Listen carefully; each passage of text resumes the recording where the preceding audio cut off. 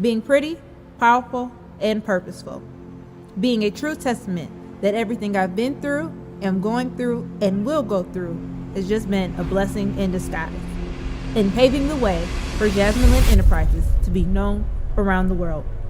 I'm an author, speaker, minister, Black mental health matters advocate, and God's voice for the millennial generation.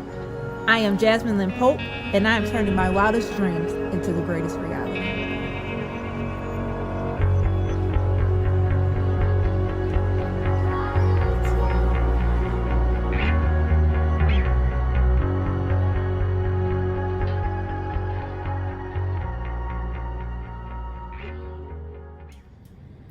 Hey everybody, it's Saturday, and what does that mean? It is our day for Purpose Talk. I want to welcome you to Purpose Talk with Jasmine Lynn. For those of you, if this is your first time tuning in, I am Jasmine Lynn Pope of Jasmine Lynn Enterprises, which encompasses my personal brand as well as my first brand, Blessings in Disguise Counseling and Coaching, and the Pretty Powerful and Purposeful Conference. It is another Saturday for me to be here sharing some great gems. We've got, I don't even want to get into it quite yet. But I want to thank everyone for tuning in again on another Saturday, 6 p.m. This is our time to meet. We talk all things purpose and taking our lives to the next level. So let's get to it. Today, I've got an amazing guest with me. We recorded this portion of it a few days ago, but it is just awesome to continue talking about bridging the gap. And so this week, I wanted to focus on the woman-to-woman relationship as we talk about bridging the gap. Being an African-American woman, it is we talk about it being so hard, right, to make connections with other African American women, how we're against one another, how we don't support one another. And I want to come and dispel that myth today with this episode. I know that I personally, throughout the years, struggled in my relationships with women, and we'll talk about some of that as you hear the interview. But I know that it is very possible to have good relationships with women, to be able to not use one another, but to really strategically grow with one another, to be very insightful and impactful to the lives of other women. And so that is really what my platform is built upon. It's really encouraging women to seek their spiritual, emotional healing, but to also have healthy relationships with other women. And that's, part of why the conference was developed. The Pretty Powerful Purposeful Conference was developed to be able to bring women together from all walks of life with different experiences, but showing that we're all working towards purpose and that we can help one another, we can learn from one another, and we can grow together. And so, I normally start this show with what's the 411 and the 419 and beyond. And so today I just want to shout out some amazing women who have been a part of my life for many, many years, or even just for a few months, but have really been impactful, inspirational to me. So I dare not start without, as always, I honor my mother. She was one of those women, but I'm also very thankful for my grandmother. My grandmother was very influential in raising me. So shout out to the Brunel Aaron. I just thank God for her and what she did. She made sure that I knew how to put my tights and my stockings with the line across the toe so they weren't crooked and you didn't have the elephant skin. But she was definitely influential in making me the woman that I am. I shout out to I don't even want to call her my stepmom because I believe our relationship is so much more than that. But to the Dr. Shanita Brown Aaron, I thank you for just being motivational, inspirational, showing that, I can go to the highest heights and keep dreaming and living and going. So thank you. I want to shout out, oh my God, there's so many. Prophetess Joyce Hawkins, Elder Eva Campbell, my own aunt, Reverend Ella McDonald, Reverend Marietta Johnson, to one of my most favorite supervisors, Brandy Hahn. I cannot thank you enough for what you've done in my life, how you inspired me to be the great social worker that I am today. So I want to thank you, Melanie Lamb, Dr. Patrice McClellan, Dr. Joyce Litton, just so many. I can't even think of you all by name. Morgan A. Owens, she's in the picture in the background, but she was very influential in helping me to get to where I am today as well. So I want to just shout out all of the amazing, amazing women that are out there doing their thing, that have been a part of my life and the life of so many others. Thank you. Don't get off your post. Keep doing what you're doing, because we need you. All right. So let me give a brief introduction into today's episode. Today, I've got with me, you'll see the interview with Pastor Marquisa Horton of the Corinth Missionary Baptist Church. She is just so phenomenal. We met each other in a kind of weird time, but it was necessary. And so, like I said, this episode is really about bridging the gap between women in different generations, how we can impact, motivate, and inspire one another. So we're going to take a quick break. You'll see a quick commercial, and then we'll be right back with the episode. All right, stay tuned. Hey guys, this is a quick commercial break just to let you know that I wrote a book. Yep, that's right. Your girl Jasmine wrote a book, and it is titled In the Middle, Learning How to Navigate the Process to Purpose. In this book, you get a real life touch with seeing how I've gone through my life and how I was able to use the various experiences that I've gone through to find my purpose, as well as spiritual, inspirational, and motivational messages that will help encourage you to find your purpose and walk fully in that, or take it to the next level. This book is something that you need in your possession. It's for you, it's for your girlfriends, it's for your guy friends, it's for your church groups, it's for whoever. So make sure you go to the website www.blessingsinthesky.com and get your copy today. In the Middle, Learning How to Navigate the Process to Purpose. You need this. All right, let's get back to the show. All right, everyone. So welcome back to Purpose Talk. I am so excited. I have a very, very special guest with me today. She's so amazing to me. We met on a peculiar night in a peculiar situation, but it has led to such an awesome relationship. So I'm not going to go ahead and introduce her. I'm going to allow her to introduce herself, and then we'll jump into the conversation. But I just want to thank Pastor Marquisa Horton for being here, and I'm going to give her the opportunity to introduce herself. Go ahead. Hello, thank you. Thank you so much for the invitation. Yes. I'm very excited about being here. Again, my name is Pastor Marquisa Horton. I am the pastor of Corinth Missionary Baptist Church, which I pastor along with my husband, Pastor Damon, very handsome Pastor Damon Horton. At this time, I am part of Faith Leaders United for Change, and I am also serving as the executive secretary for Toledo IMA. So this is a very busy season in my life. And when I'm not doing any of those things, I am the director of technical operations at Buckeye Broadband. So. Yes, got so much going on, but doing all the right things. So I'm excited to have you here. Let's jump into this conversation. So, like I said, we met on a very peculiar night. My husband had put on a worship service, I believe it was for Thanksgiving. Yes. And so I led intercessory prayer that night, and it was just something that connected us. I think I remember looking out into the crowd and seeing you, and it was just something, but obviously I couldn't focus on that because I'm trying to, pray or whatever. But we end up connecting through the service and praying together and talking, and just from there, our relationship has grown.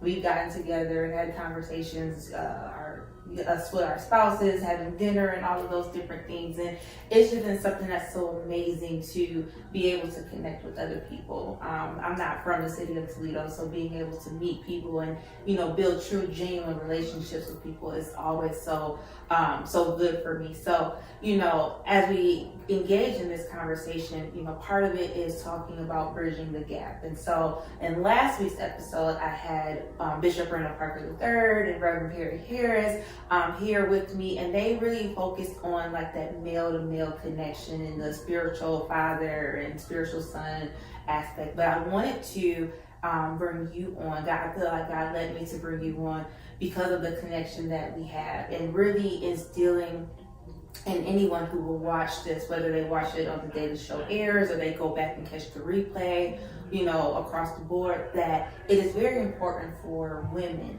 to have relationships. And I believe, we live in a time where, Love and Hip Hop, Basketball Wives, Real Housewives of any city, it gratifies and glorifies, breaking relationships among women and not really having those positive interactions. And so I want to be able, even if it's only for one person who gets it, to change the tide of that. Because as Black women, I think it's very important that we have those good relationships. Because, look at the times, right?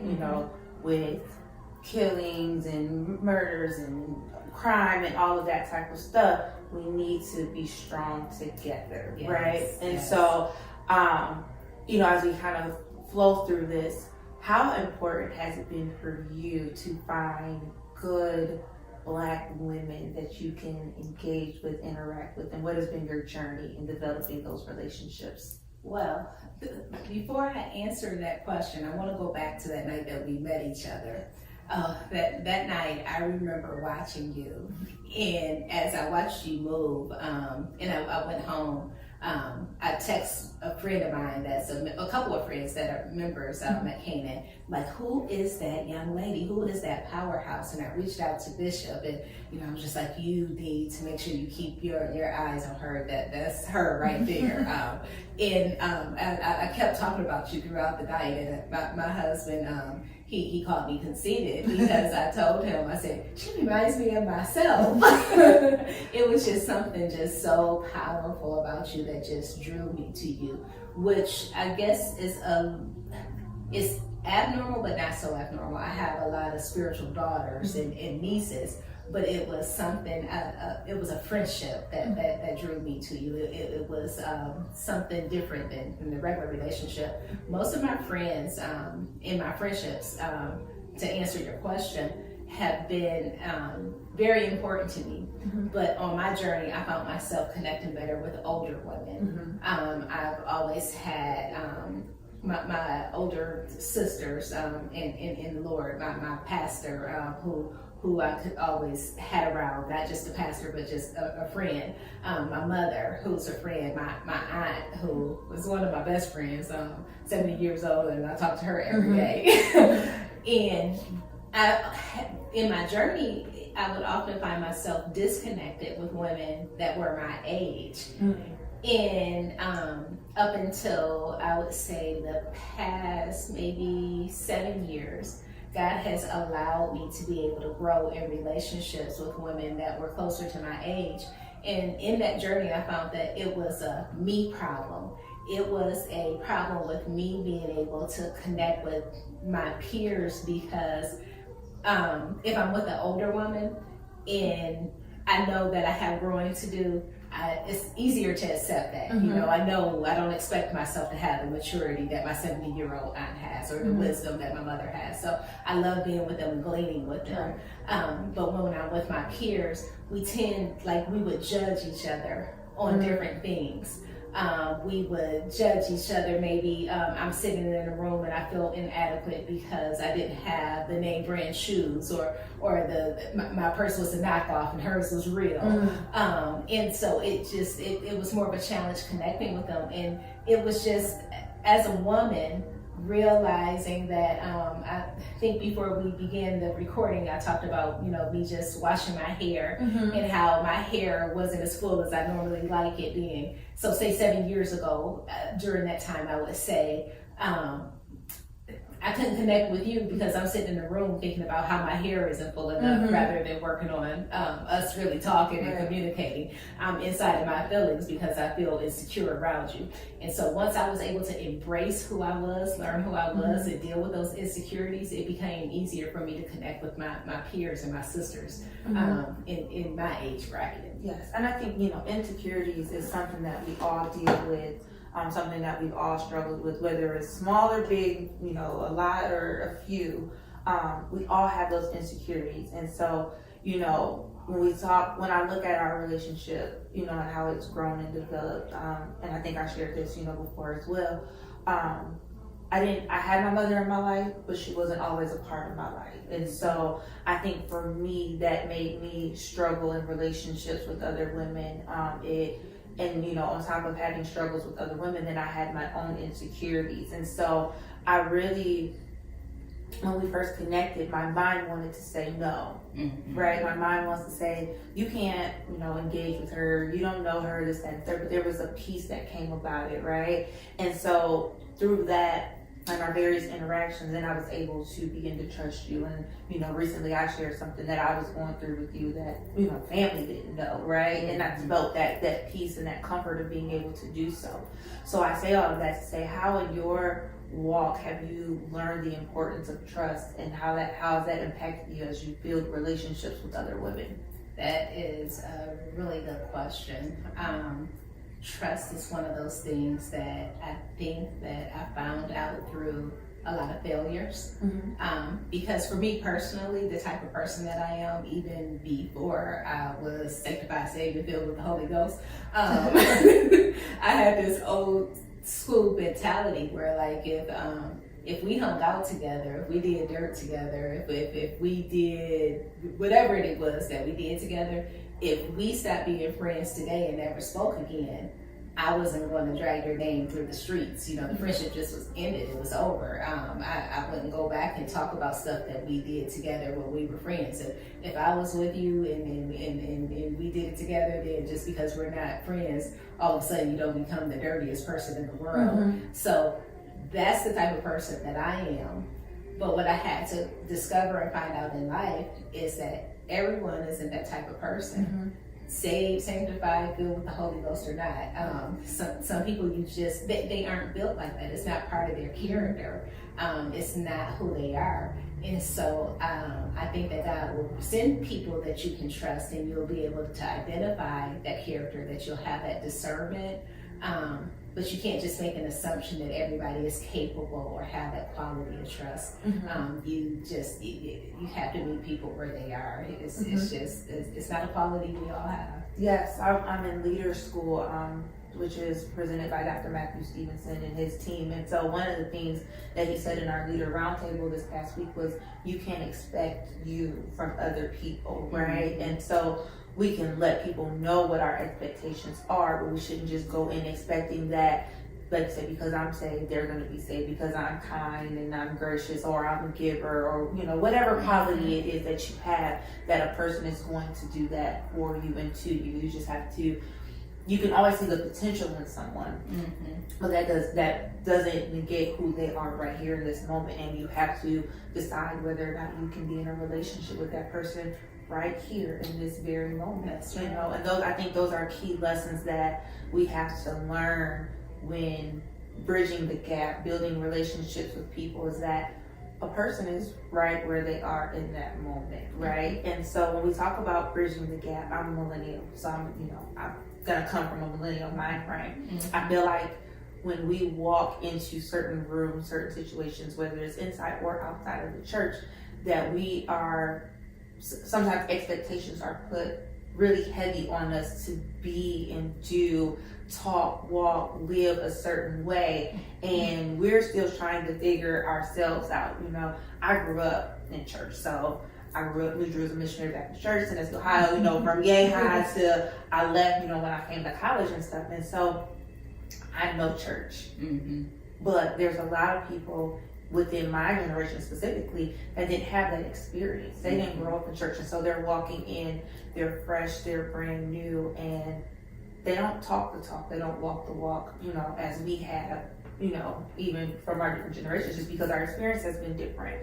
And so, as you are dealing with a group of people, especially millennials who are coming in and they're still trying to figure themselves out, how have you been able to work within your ministry to kind of make them feel welcome, to make them feel, to speak to where they are, but also bridge the gap to their potential? Nice. A couple of things. It's a lot in that question, right. But I enjoy the question.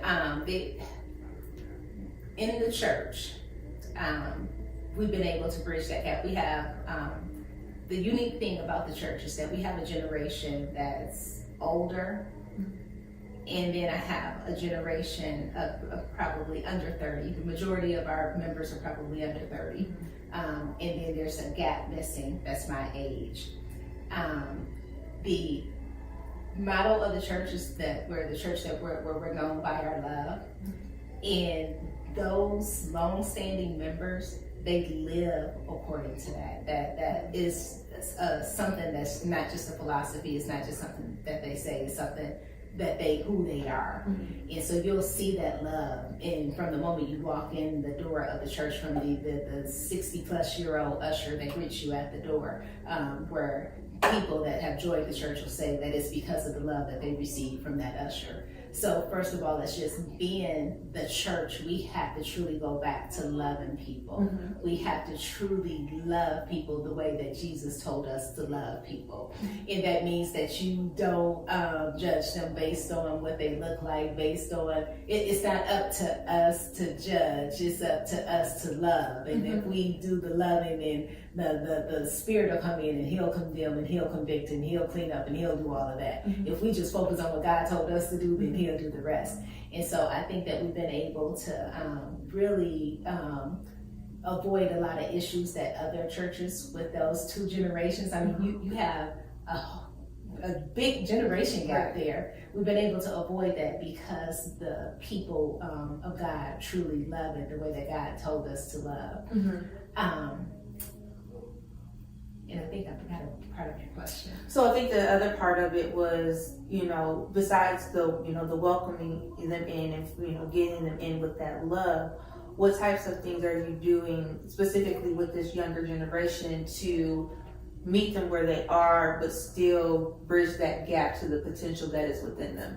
The other thing is that we have to stop, and here comes that word judge again. We have to stop setting those expectations, judging people, viewing people according to where we are right now. Mm-hmm. I can't expect them to behave as a 47-year-old person that's been saved for 20 plus years. Mm-hmm. I can't expect them to be as a 60-year-old person that's been saved for 50 years. We have to stop setting those expectations. We have to remember, and what I was doing in the 90s, what I was doing in the 80s. You mentioned yourself growing up in church and knowing how to behave, the church behavior.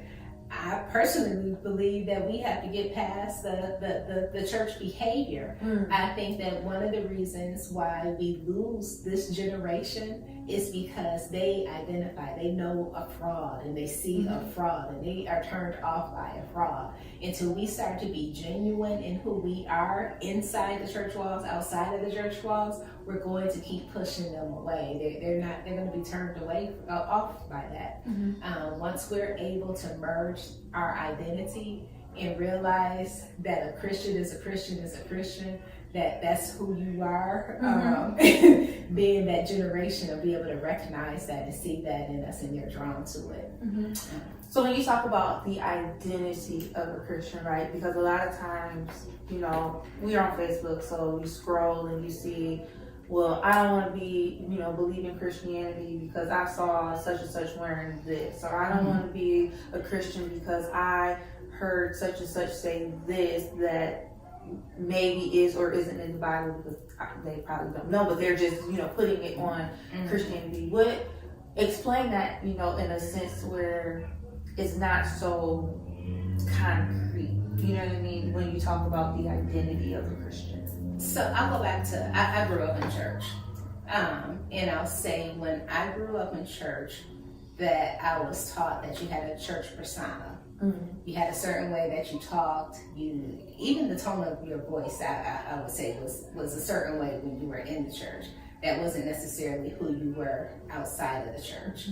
I believe that we're coming to a time now where we're understanding, and that, to me, back then, that's when a Christian, you didn't joke, you didn't laugh, you didn't put a good time in the same category as being a Christian. We had a good time. What do you mean you had a good time? And so once you start to understand that being a Christian means that you still can laugh, you can still have a good time, you can still smile, you can still look across the room and share a joke with somebody and just be so weak that you fall out on the floor, fall out on the floor, and that it becomes part of who you are, part of your character, part of your entire makeup. Then until we do that, we can't bridge the gap. Until we do that, then people will continue to scroll through Facebook and they'll see those separate identities. They'll see that person who was just browbeating them, condemning them for what they had on Sunday, and now they see them on Facebook with something similar to what they had on Sunday. So just because that person got their church clothes and they know what to wear on Sunday, they think it's okay to condemn somebody younger that comes in with their street clothes on.